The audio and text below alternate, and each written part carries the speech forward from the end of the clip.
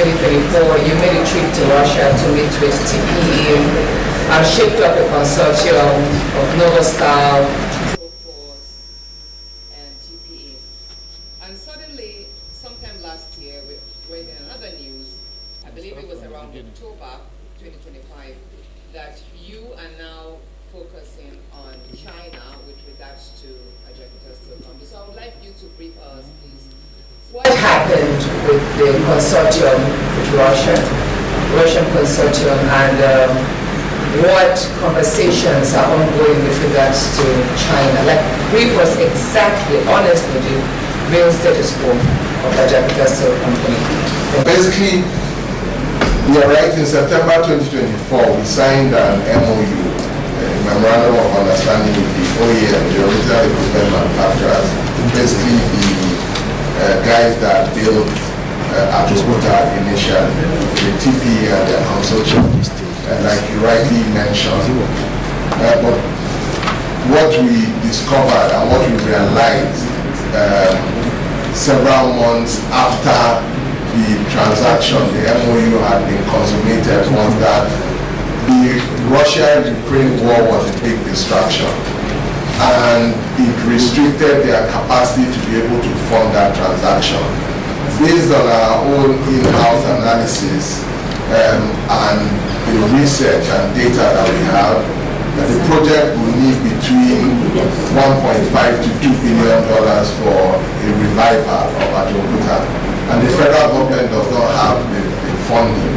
As you can see, the capital budget for Ajapita is around 500 million, and what is required for the revamp is about 3 trillion naira. So there's a massive disconnect. So we have to raise the funding privately. So what we discovered, what we decided to do with the blessing of Mr. President was to pivot. Basically, I had a discussion with Mr. President, put all the facts on the table, and a decision was made for us to pivot to China for 2 or 3 reasons. One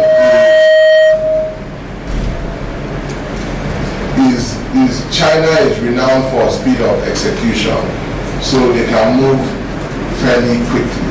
The technology for Ajapita can also be operated by China, because China is the biggest steel producer in the world. They produce over 1 billion metric tons of liquid steel annually and have a 50% market share of the entire world. So they have the capacity, they have the deep pockets. So speed of execution. Secondly is, like I mentioned, they also have deep pockets. They have the capacity to raise the financing. So last year I was in China about 3 or 4 times to meet with different prospective investors, and conversations are still ongoing because most of these Chinese companies are state-owned. They need different layers of approvals, and because of the different layers of approvals that is required from the state, from the municipal government, from the corporate entity, but the approval is not restricted to the corporate entity alone. So this has led to us waiting or a delay in the process, because we just have to follow the nuts and bolts of the process to ensure that the privatization or the rehabilitation is done. So discussions are still at very advanced level. Once a proposal is made and presented to us, it would be presented to Mr. President for his review and approval for us to be able to move to the next stage and expedite all the process around it that is required for the privatization to happen. Thank you. Honorable Minister, I still have some. The tripartite MOU with Novostal, TPE, and Proforce. I did request for a copy of the MOU because I needed to be certain that due diligence was conducted and the formation of that MOU, that is the 3 partners that were coming together, had a reason to be part of it. But since I was not furnished with the MOU, I had to rely on third-party conversations. And what I got was that while TPE was supposed to bring the technical expertise, the financing was supposed to be from Proforce or Novostar. So to counter your earlier assertion that the reason why that first MOU with Russia failed was because of the war with Ukraine that affected their capacity to fund. But then the question there is, what was Proforce's role? Why did Proforce find itself into the MOU? Why did Novostar find itself into the MOU? If TPE was to bring the technical expertise, that means Proforce should have brought the finance. Please explain this to me. Yeah. Maybe if they should ask the former secretary, Yes. former clerk.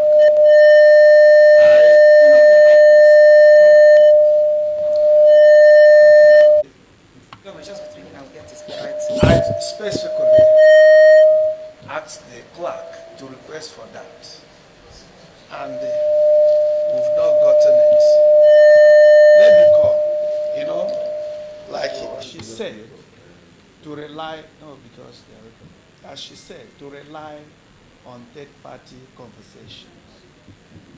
We were informed that the infrastructural concession of the rejected that MOU for a reason that one of the companies that he brought into that tripartite arrangement is not worthy to be there.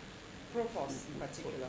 Yes, so Proforce. we better go direct so that you know what information we have that will help you to answer us direct. Are you getting my point? Into the MOU, particularly Proforce, had no capacity and no business part being part of the MOU.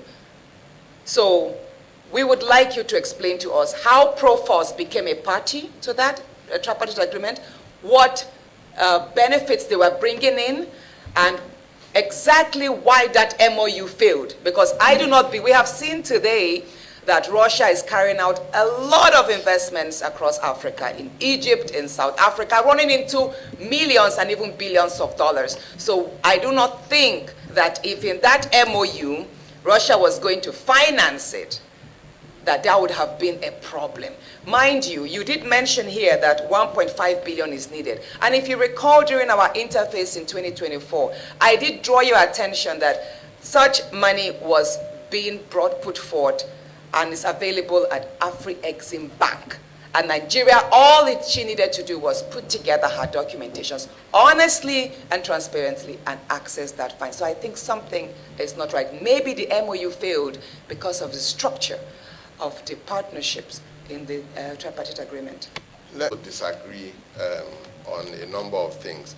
First of all, just to provide clarity that the Russian government and the Russian Federation is under a lot of sanctions in the international financial market. So where a Chinese company will be able to move money from Beijing to Lagos to Abuja or to London, Russia does not have that same dispensation. So there are international financial restrictions across the length and breadth of the Russian Federation and the Russian government. So let me provide that clarification. Secondly, due diligence was conducted on all the three parties, and those parties were found suitable because these are not just mom and pop shops. These are people that we believed had the capacity. The TPE is a state-owned corporation. We wanted some speed of execution. So Novostar agreed to be a partner because Novostar is privately owned, so as to speed up some of the intricacies of the transaction. Proforce, on the other hand, was the local partner of TPE. So they were all qualified. I mean, we just didn't go and pick, someone from the street. We did due diligence all the way. This due diligence was done all the way up to the foreign ministry before we signed the international MOU. It was done, and they were certified okay for us to go ahead to sign the MOU. So due diligence was done, and it was done comprehensively. So just to clarify and correct some of those assertions. Thank you. Comment on Exim Bank, like I mentioned on the Afri-Exim Bank, because of the financial restrictions, Russia has its own Exim Bank, the Russian Exim Bank. They are under financial restrictions, and they can't operate in a lot of jurisdictions due to financial restrictions. So the transaction will not move forward. We signed the MOU. Honorable Minister, let me get it clear, please. Yes. Let's just get it very clear. Yes. You see, one thing happens. When did the Ukraine-Russian war start? When did President Buhari meet with Putin, President Putin? That was in, I think, October, November 2019, right? And it was right there. If you can pull the records from the pages of the newspaper, yes, but you will see that it was at that meeting. Hold a second, please. Hold a second. Let me land, please. Let me speak, please. It was at that MOU, it was at that bilateral agreement between President Mohamed Buhari and President Putin in Russia, at Sochi there in Russia, that the 1.45 billion was declared by the Russian government. Exactly. And So it was then was said that that money will be lodged in Afri-Exim Bank. Of course, it was to be taken out of the 50. Let me speak, government. please. No, because your facts are not correct. Whether it's a different government, there's continuity in ministry. So yes. I do not think that Nigeria's economic plan should not restart every time a government changes. There should be continuity. So you probably had a briefing from the previous minister. Let me get there, because I have to restart again. Each time you stop me, you interject, I will restart. So let me flow. In 2019, there was a bilateral agreement entered into in Sochi, Russia, between President Mohamed Buhari, of late blessed memory, and President Putin. And that bilateral agreement, Ajakuta was, of course, a top focus, and 1.45 billion was pledged by the government. The money was domiciled in Afri-Exim Bank and was supposed to be taken out of the $50 billion that Russia had put forth for African countries to access. Hold a second. We started, of course, you were not a minister then, but the ministry existed. I was a banker. So, Mr. Minister, you have yourself. Yeah. Just don't jump. Let's her land so that we can flow. You, of course, were not the Minister of Steel or Solid Minerals, as it was called then in 2019. We understand. But the ministry existed. The permanents, they were permanent secretaries, they were directors. And, of course, we were worried that as a nation that for the larger part of the conversations was due to lack of funds. And there we had a bilateral agreement. There we also had the technical experts that were willing to come.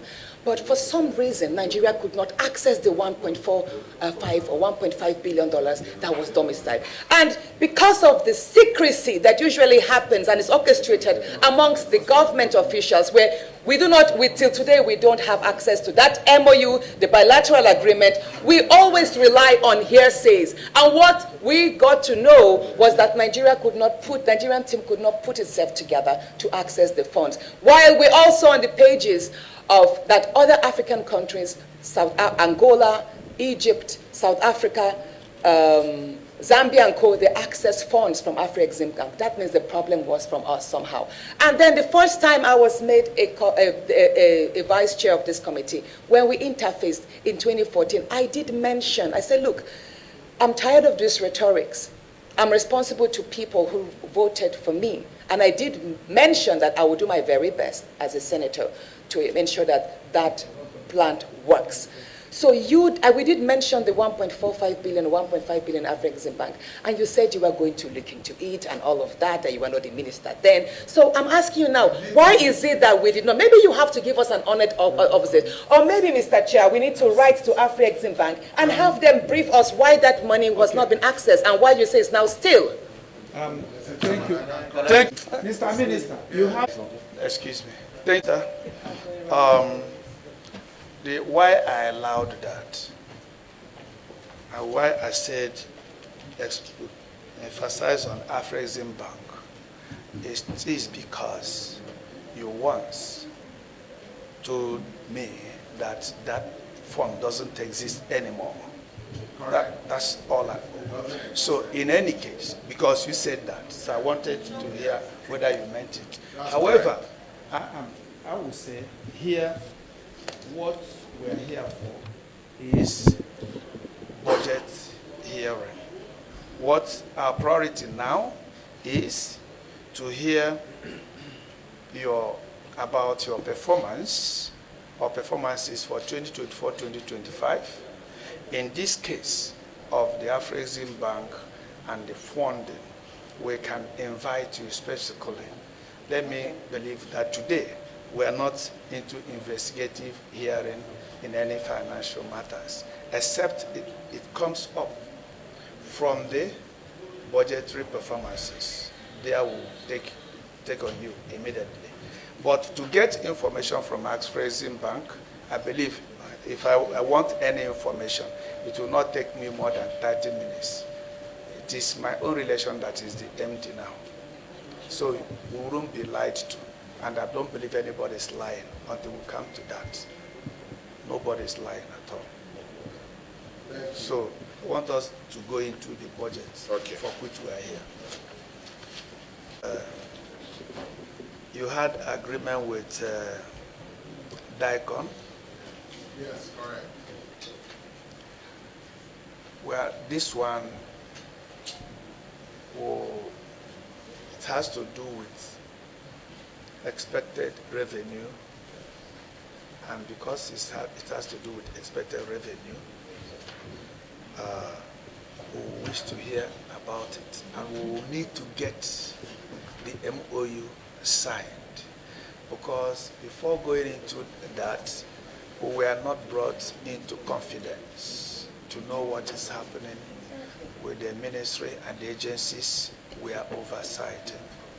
So first, I've asked that we get the MOU. Two, we want you to brief us. So because your agency overseeing Ajokuta and Itakwe, they will definitely be here. And we want to hear from them whether they are making any revenue or not. Thank you. Just to provide clarification, yes, we did sign a memorandum of understanding with the Ministry of Defense, between the Ministry of Defense, DICON, Defense Industry Corporation of Nigeria, Ajokuta, and Ministry of Steel Development, for the production of military hardwares and to construct a military industrial complex at Ajokuta. A land will be provided for that. What would be used would be the engineering workshops. So just to answer your question, a copy of the MOU, we would write a letter and attach a copy of the MOU and send it to you tomorrow. That would be done. PAMSEC, please note that. That will be done. It'll be sent to you. But that's the general brief. The idea is, again, the government does not have funding for that. So DICON is supposed to source partners, to be able to work with partners to raise the required funding to build to construct the military hardware equipment. Things like vests, helmets, bullets, and all of that, because the capacity is already in Ajokuta, and they have a massive component of steel that they use to produce the input and raw materials. So that's where we are. Honorable Minister, with regards to DICON, on the fold in the company of the Honorable Minister of Defense to China, and I believe it was with respect to sourcing investors. We also saw on the news about some partnerships, MOU, that's 1 year ago. And it's quite unfortunate that over 1 year after you've signed the MOU, we, the Committee on Steel, are yet to be furnished with the MOUs. And we are yet to know the timelines that you've specified. 1 year ago. When was it signed, please? It was signed. Distinguished colleague, the Honorable Minister for Steel Development, and members of his team. First, I want to thank you very much, Mr. Chairman, for the way you have conducted this meeting. You've been able to calm the nerves. I had actually wanted to come in to provide some explanations on the issues that were discussed before you went into the issue of budget consideration. But you asked me not to pass any comment, that you will invite the Honorable Minister, yourself and the Vice Chairman will invite the Honorable Minister to provide clarifications on some of these gray areas that have led to these arguments. So I won't want to go into that. The area I want to dwell on briefly is the issue of Ajaokuta. There are many production lines at Ajaokuta Steel Complex. I think we need to assess the local market to raise funds through the debt management office to activate some of these lines. One of such is the military hardware that we're talking about. And again, that one is being constrained by funding. Okay? It is being constrained by funding. So the implication of that is that that may not help the revenue generation of Ajaokuta in the nearest future, for as long as the fund is not going to be, is not available. So what am I saying? What I'm saying is that we need to approach the debt management office with specific requests on specific production lines. There are, I think, about 20-something production lines in Ajaokuta. We need to activate 1, 2, 3, 4. And what you need to do as a banker is to come up with appropriate projections showing the revenues that we will earn over the years from there and how we'll be able to pay off whatever loans we're going to take. Okay, and you have to do it on production line by production line basis. And that means that you have to start from the production line that has adequate market, okay, that will be able to pay off the loans. I understand that there's even a production line that has to do with manufacturing. I was told some time ago that you can manufacture cement at Ajaokuta Steel. There is a line for that. I don't know how true that is.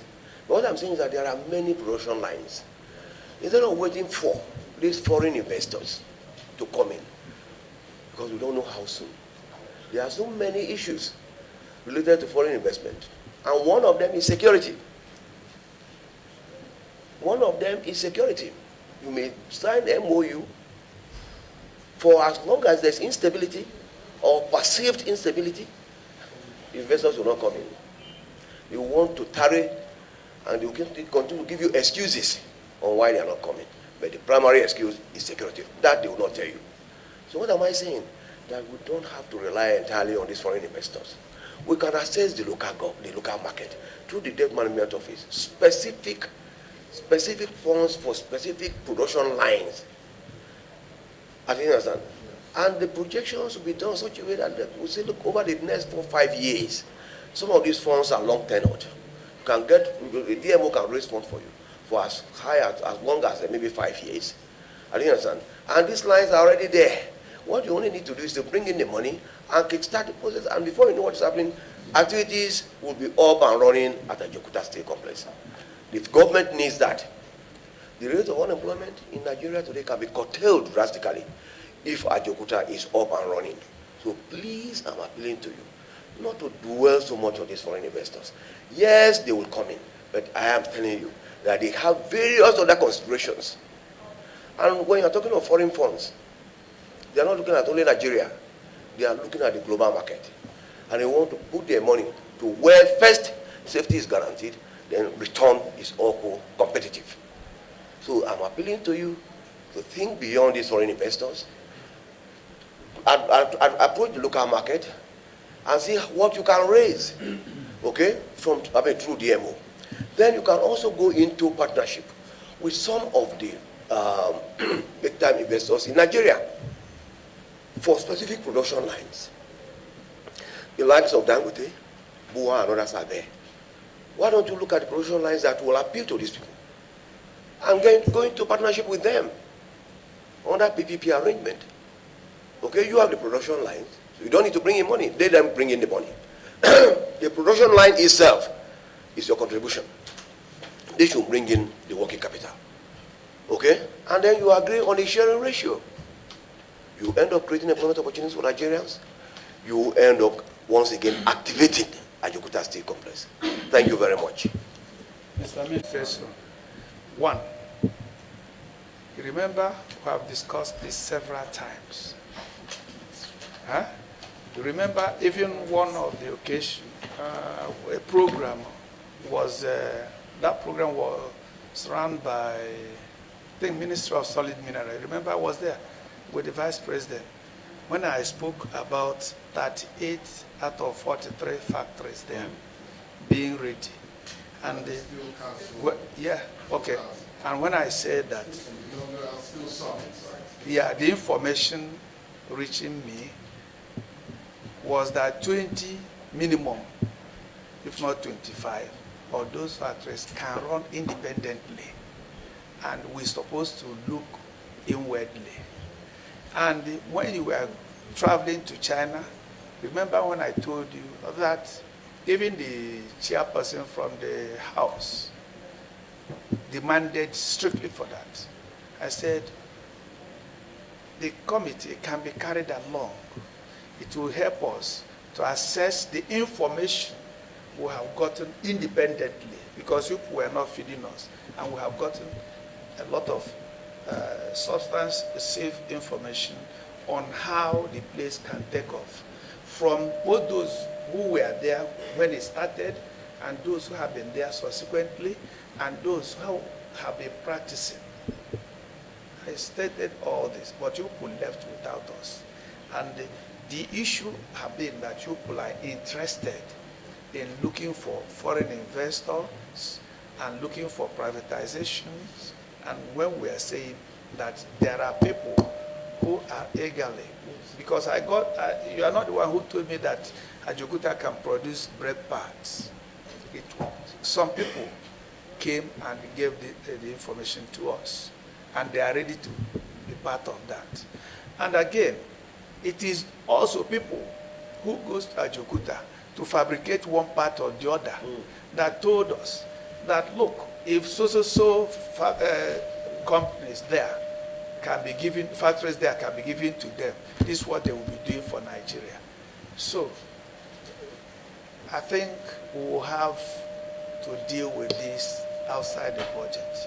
That's where I see it. We have given him this advice severally for the life run. Yes. Let me just say this, please. He's married to his daughter, like biological daughter. Like, no, that's the honest truth. Let's be honest. So this beautiful speech you came in, we were in the committee on defense when I saw you were added in. So you are pretty much added because you had prepared this fantastic speech, which obviously forms part of the rhetorics we've been giving Nigeria. We just meet, we talk to the media, and at the end of the day, we fold our arms and do nothing. And that is why 3 years into you being a minister, we are still trying to go back and forth on, right, what is the best model to move Ajaokuta Steel Company? Isn't that funny? But like I said, I'm speaking. Why do you find it, why do you interject when I speak? But when your in-law was speaking fantastically, you just listened, nodded to him, as if you all don't meet every other weekend. So why are we playing to the gallery and to the media? Mr. Minister, like, you know, like Mr. Chairman said, we are going to have a session to speak more about Ajaokuta Steel Company, its at bay, and of course other steel projects in Nigeria. But what I don't want us to put out to the media today is that we are really working in and out, because we are not. I am the senator, let me speak this. I am the senator representing Kogi Central. And since I got into the Senate, November 2nd, 2023, we've just met only 3 times. We only seem to meet at budget presentation. And then when I wrote to you, inviting you to meet with me and brief me as a senator of that vicinity, you refused. No, okay, I'm saying it right now. I'm going to write to you formally. No, that is different. You meeting with the chairman. No, I'm writing to you. I'm here seated. in dual capacity. I'm the senator of Kogi Central. I'm the senator representing Ajakuta local government. I have got host community representation to project and protect. So I am saying it right now. I am going to write to you in my capacity as senator representing Kogi Central, and I would look forward to an interface with you, not as chairperson committee on vice chairman as still. Do you understand? Thank you. My last contribution, and it's going to be on two areas.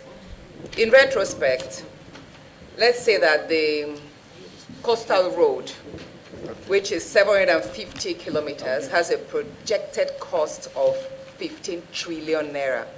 And as a country, we've started funding that. 15 trillion naira is $11 billion. That is 7 times what Ajakuta Steel needs. I have to make reference to this to let us know that if we are serious as a country, we will get the funds either which way. That's on one part. The second issue I would like to talk about is with respect to NIOMCO, which is a National Iron and Steel Mining Company, iron ore mining company. I actually like the fact that Mr. President found it worthy to separate the two ministries. That will give us optimal focus on steel, which you lead. But I'm also concerned about NIOMCO still remaining in your ministry. Don't you think that upon the separation of solid minerals and steel, that NIOMCO, which is the iron ore mining company, should fall under solid minerals? And I'm saying this because I'm also a member of the Committee on Solid Minerals.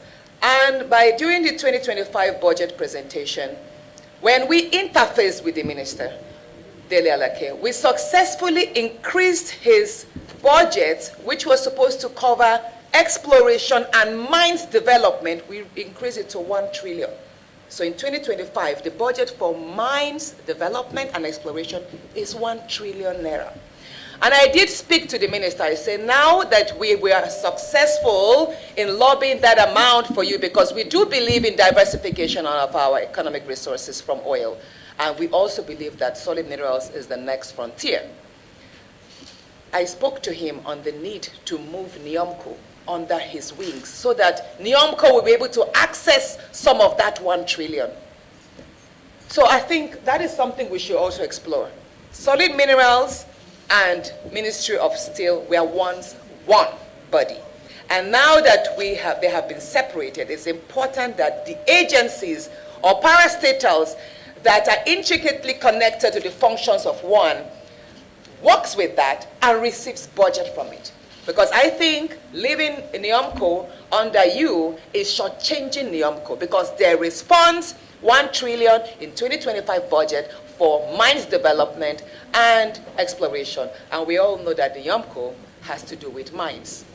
Let me just, Mr. Chairman, with your permission, sir. I think she raises a point that requires response. First of all, NIOMCO and Ajakuta are a package that goes together.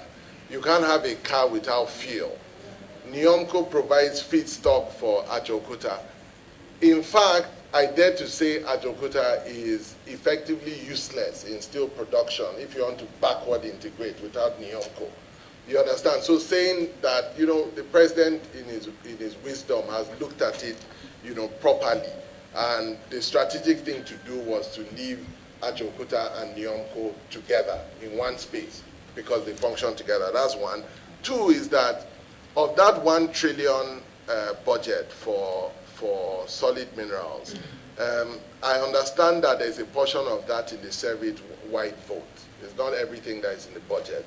So if we have initiatives in NIOMCO that needs money, Mr. President, by all means, would not hesitate to approve interventions from the service-wide votes for all that.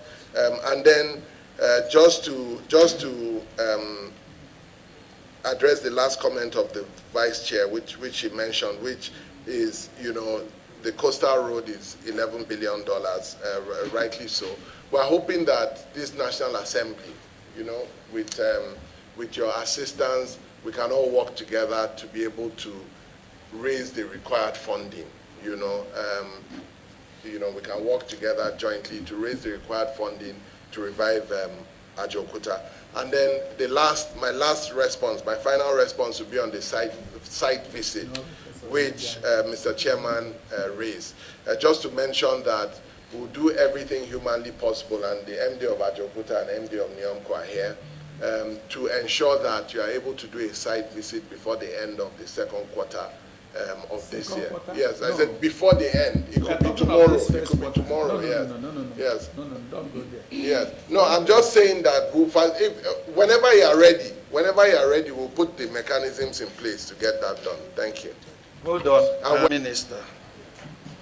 Well, before we get to close this session, emphasis, please.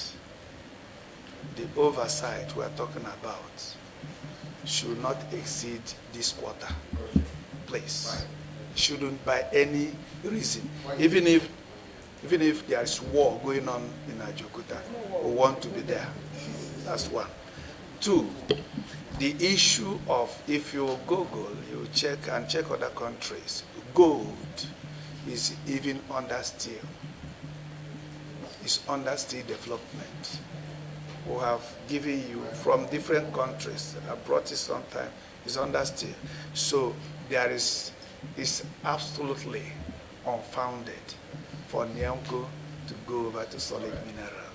What is required is the request we have made to work together and provide idea how Ajaokuta will be run and will have a first lift in this country. In that aspect, by the time we come out with ideas, you can now look for money, whether from intervention or service-wide vote and all the rest of that, it will be approved. And when we work together, we can also press that this ministry, their votes, or the agency itself, be increased adequately the way it will, because before government will do that, they will have reasons. Because you don't have done this there, whom you bring paper, they will just sign. It's by working together, we provide them adequate reason, compelling reason, why they must do that. And when you provide compelling reasons, it's a goal. That of solid mineral, yes, it was done. Human beings came together and said, no, this is too meager. This aspect, this is what we can raise from solid minerals. And that was carried. So please look in that direction. On the other hand, I don't know, the committee wrote you for a stakeholders forum. They wrote agencies and others. I believe they have given you curbing the impact of substandard steel, the challenges of metal scavenging, and its effect on Nigeria's industrial and infrastructural growth. So we believe that you give them audience and pay attention to them. And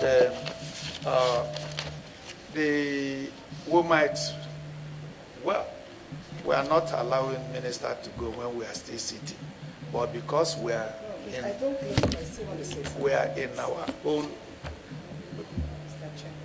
You have been. But I still have to say something. But because we are in our own house where we are sitting, so we might call it a day with the minister, and we'll return the MD Ajaokuta and the National Iron Ore Mining, because we have to attend to you today. Thank you. Something to say. You have Please, do you mind if I do so? distinguished. Let us call it a No, I'd close like for to, the please. minister. It's very important, When please. we come for investigative No, hearing, Honorable we invite- Minister, please, I'd like to say I think, this. Mr. Minister. No, please, do not we hit have- the gavel. I still have something to say, and I think you should respect me enough. Please don't do that. I've given you respect. No, that's Mr. not it. Minister, your Mr. time Chairman. is up. Thank you. Then that's fine. You have, That's okay. you have I to think wait. you've Don't go with disrespected me it. more than enough No, no, no. on this. No, you can't do this to me. You can't. You spoke It's about okay. me enough to allow me to speak. I have something very vital to interface with on the minister. And it doesn't matter if I've spoken once or twice. This is an interactive session. And you agree that we have not met with the minister enough. Only God knows when next we are going to meet with him as a committee.